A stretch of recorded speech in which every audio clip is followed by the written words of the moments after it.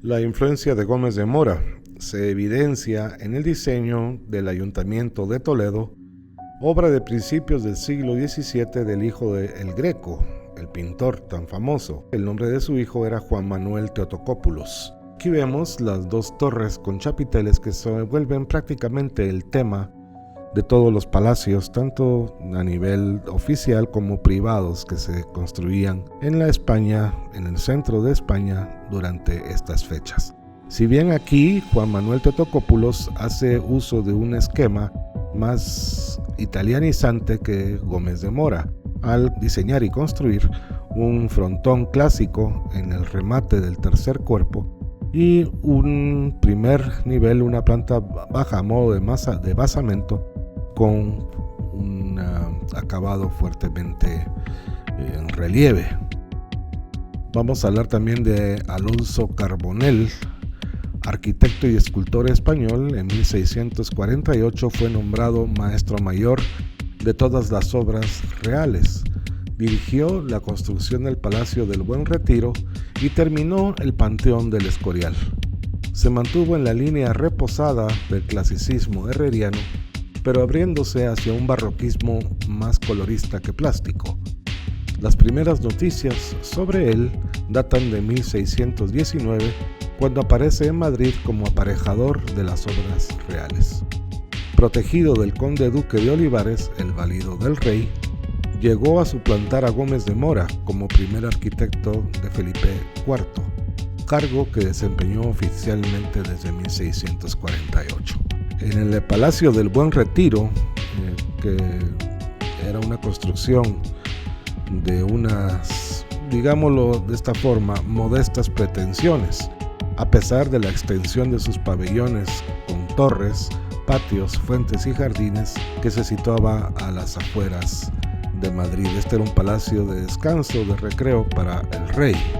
De este palacio, de todo el complejo, solo se han conservado el casón llamado Casón del Baile y el pabellón oriental, hoy que es Museo del Ejército, donde se combina el ladrillo rojo con la piedra blanca de los marcos de puertas y ventanas y de las impostas y resaltos de las paredes.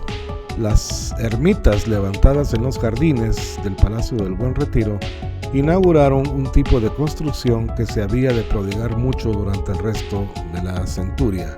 Y aquí empezamos a ver la influencia del Palacio francés, con un jardín que está en comunicación directa, en comunicación, digamos, en comunión con el palacio en sí, y del cual forma parte como complemento, y es un jardín geométrico.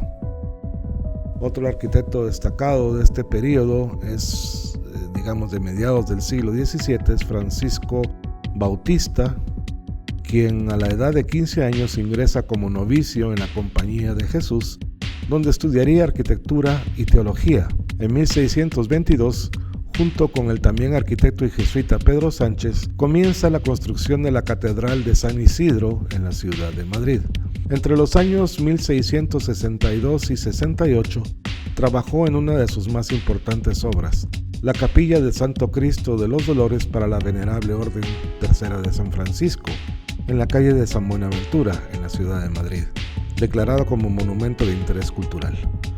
Cuando la disciplina herreriana comienza a aflojar, introduce disposiciones, formas y ornamentos nuevos que encajan ya con el estilo barroco. Su arquitectura fue majestuosa, tanto en la fachada como en los interiores. Le gustaron los órdenes gigantes, el claroscuro y el marcado sombreado que produce. Esto es evidente en esta catedral de la Colegiata de San Isidro de Madrid, donde se comenzó su edificación en 1622 con los bienes dejados a los jesuitas por la emperatriz María, hija de Carlos V y hermana de Felipe II, terminándose su construcción 42 años después. Comenzó la obra el arquitecto Pedro Sánchez. Cuando este falleció, le sucedió Francisco Bautista. En los alzados, Bautista utilizó un sexto orden dórico corintio, una especie de combinación, en columnas y pilastras gigantes. Lo más original de esta iglesia es en sí su fachada, siguiendo órdenes clásicos más bien manieristas. Un rasgo innovador fue enlazar en cadenas de arriba a abajo los diversos huecos y en fachadas e interiores. La Catedral de San Isidro obedece la tipología clásica de iglesia contrarreformista: una nave con capillas, crucero con gran cúpula y presbiterio poco profundo. La planta de la iglesia está acorde con las convenciones de Il Gesù de Roma, la obra paradigmática de Vignola. La cúpula sobre el crucero es una cúpula relativamente simple de 8 plementos sobre un tambor octogonal. El interior también recuerda a la iglesia de Vignola. El claustro del convento reformado por Bautista está articulado por arcadas con pilastras y entablamento de orden dórico, constituyendo un modelo de gran sobriedad clásica. Vamos a ver ahora algo del barroco español de la segunda mitad del siglo XVII. Aquí ya estamos hablando de que el barroco ha hecho su entrada, digamos por decirlo así, en la arquitectura española. Plenamente ha entrado el barroco. La crisis político-militar de mediados del siglo XVII, fundamentalmente derivada de la intervención española en la Guerra de los 30 años, provocó, entre otras cosas, la cesión de la hegemonía política de España a Francia. Esto agudizó aún más la crisis económica que ya se vivía en España. El fin del ideal imperialista se plasmó en la ruptura con el manierismo clasicista dominante hacia entonces. A medida que avanza el siglo XVII, se percibe un progresivo camino de intensificación de la ornamentación recargada y la eliminación de elementos propios de la arquitectura de Juan de Herrera. Sin embargo, esta ruptura solo se forja en un principio en Andalucía, región privilegiada por su contacto con América, lo que permite la creación de una arquitectura de cierto renombre. El gran edificio de esta fase en el barroco, del primer barroco andaluz, es la fachada de la Catedral de Granada, diseñada en 1664 por Alonso Cano, que era pintor de tradición tenebrista y arquitecto. Es decir, cuando digo tenebrista, me estoy hablando de pintor del barroco del claroscuro. Cano planteó una fachada de 2 cuerpos en forma de arco triunfal en base a 3 altos vanos, rematados por arcos de medio punto. El movimiento barroco se observa aquí en el adelantamiento de los arcos, desplazando la fachada hacia atrás, provocando un juego de fuertes claroscuros. Otro importante proyecto de esta época es la fachada de la Catedral de Jaén, realizada por Eufrasio López de Rojas. En ella destaca la rica articulación de sus muros, con alternancia de columnas simples y dobles y los entablamentos quebrados, y cierta profusión decorativa, sobre todo a base de pilastras que vemos en el último cuerpo, en el cuerpo de remate. La Cartuja de Granada, que se habían comenzado a construir en 1506, una vez que se había fijado en ese lugar su emplazamiento, en 1516 se reiniciaron las obras que durarían 3 siglos, sin llegar a acabar el proyecto inicial, y del que solo se conserva parte porque en 1842 fue destruido el claustro y las celdas de los monjes, y afectando a la casa prioral, que fue destruida totalmente en 1943.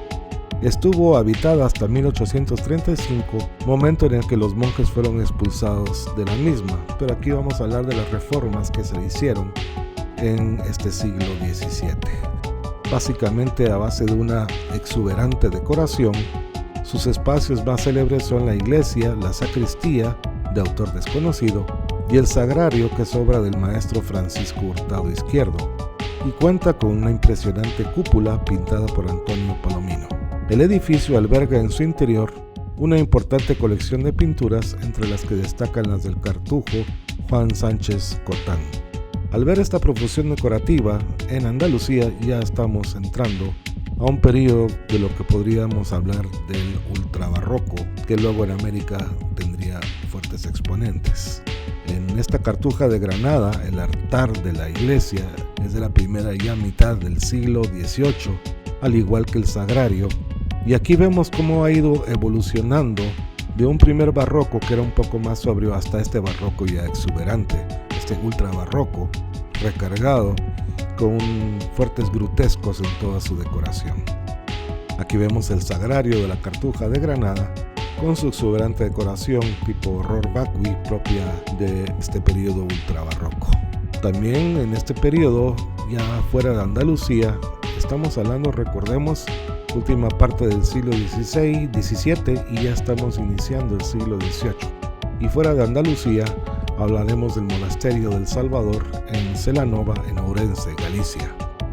La iglesia actual del monasterio de San Salvador de Celanova fue construida sobre la medieval según los planos de Melchor de Velasco y Agüero desde 1561, pero fue inaugurada hasta 1687 ya con fuertes cambios en el barroco. La decoración en la fachada se desenvuelve a base de grandes columnas corintias, nichos con estatuas, pilastras, frontones partidos y un gran escudo emblemático. Aquí en el detalle de la fachada de la iglesia encontramos el típico frontón escarzano partido que se había iniciado su utilización durante el manierismo y en el barroco alcanza gran auge. El interior de la iglesia de este monasterio es de planta de cruz latina con 3 naves y una nave en el crucero con capillas laterales. El coro alto sobre la nave central que se cubre con bóveda de cañón con arcos fajones y lunetos laterales con ventanas para la iluminación interior y que posee una rica decoración con casetones y claves pinjantes, claves que cuelgan. Aquí tenemos 2 vistas del claustro del monasterio con gran relieve y decoración profusa en la segunda planta.